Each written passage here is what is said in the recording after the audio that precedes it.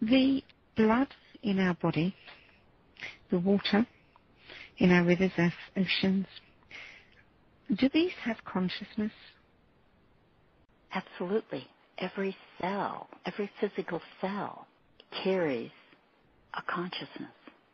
Every plant, the waters, the flowers carry an essence, a consciousness.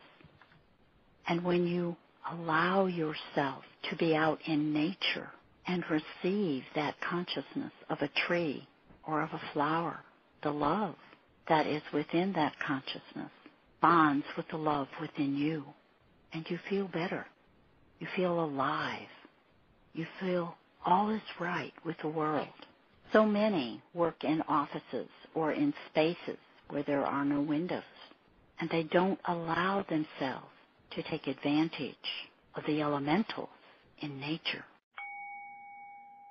Is there anything you can tell us about our blood that would be useful for us to know right now? There seems to be a lot of evidence emerging about the purpose and the power beyond the obvious of our blood. The blood is very instrumental in carrying light throughout the body as the body transforms into a more light-based vehicle of expression, into a fifth-dimensional expression.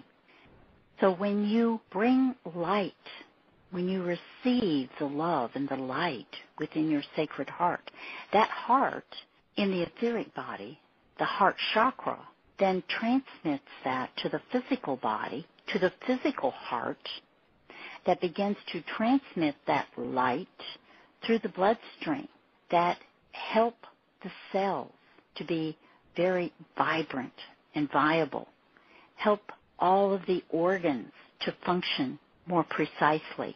But the most important thing, when you bring in those higher frequencies of light that are now available to you on the planet, and you bring them very consciously and intentionally into the blood where it can be circulated by the pumping of the heart, you begin to alter the carbon base of the body through the blood, because it carries those frequencies of light, of love, and of unity, and it burns away or diminishes the carbon within the body, so the body can begin to transform into that.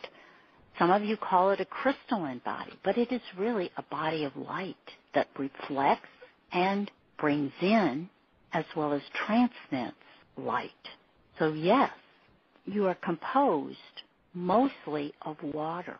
So when you bring in that light into the bloodstream and it enters into the various organs that have more fluidity, then it is expressed more fully and completely throughout the system.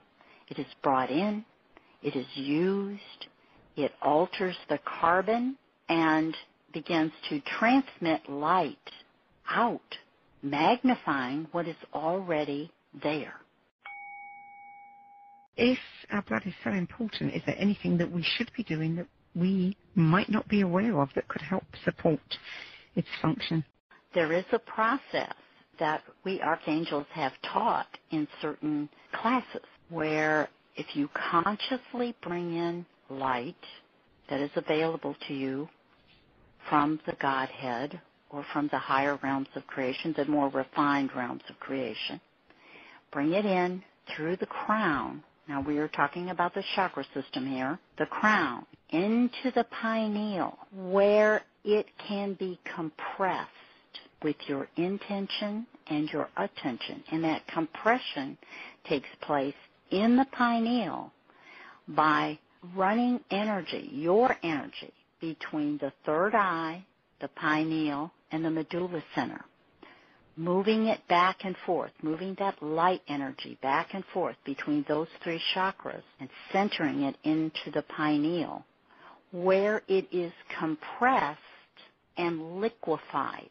And in that compression and altering it into a more fluid, liquid state, you transmit it into the heart chakra, and into the physical heart, where it enters in that liquid state. And it is better accepted by the body because it is like the components of the body, but has a higher frequency of light available. And that is very instrumental in altering the light to be distributed within the fluids of the body, and it also alters that carbon that I've been speaking of. So it is not a hard process to begin to practice. You have to keep your rational mind out of the equation because you will want to know, well, do I start here or do I start here? How do I run this light energy? Bring it in through the crown, bring it into the pineal, and just run the energy. You operate that, run the energy in a line from the third eye through the pineal into the medulla, and then push it out through the medulla, through the pineal, into the third eye, and then back again. That same energy. And after about a half a dozen times, it begins to compress. And if you practice that, you will notice when that compression takes place, and you can direct it into the heart. This is an exercise I would encourage anyone who is having ascension symptoms to practice. Now, don't practice this practice it every day consistently if you can, but don't practice it for great lengths of time because of the amount that is carried in the bloodstream through this liquefied light.